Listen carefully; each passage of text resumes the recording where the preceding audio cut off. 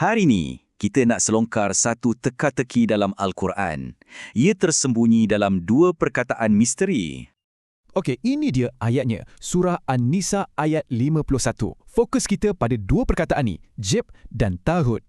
Selalunya orang kata, ini maksudnya berhala atau sihir. Tapi, betul ke itu yang Al-Quran sendiri cakap? Jom kita siasat pertunjuk pertama dulu. Apa sebenarnya maksud jib tu ni? Ini yang menarik. Perkataan jibet ni cuma muncul sekali je dalam Al-Quran. Sekali saja. Konteks ayat ni bukan pasal sembah patung pun. Ia lebih kepada memutarbelitkan ayat dan salah guna kuasa.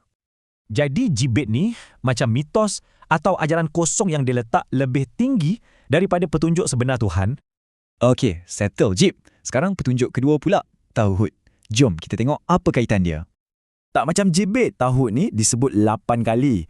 Bila dah banyak, kita boleh nampak polanya.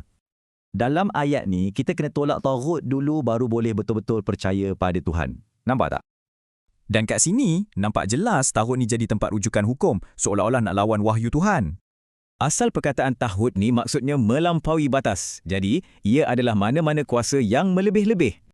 Okey, bila dah kumpul semua clue, teka-teki ni dah makin jelas. Jom kita baca balik ayat tu. Jadi, ayatnya bukan lagi pasal berhala tapi pasal percaya pada mitos kosong dan pihak berkuasa yang melampau.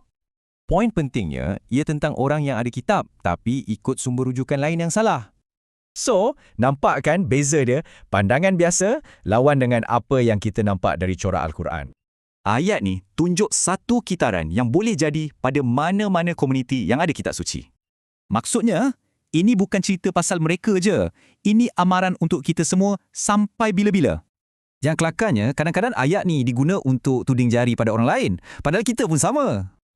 Jadi soalannya bukan pasal mereka, soalannya untuk kita. Mana satu yang kita betul-betul percaya? Kitab atau sistem di sekelilingnya?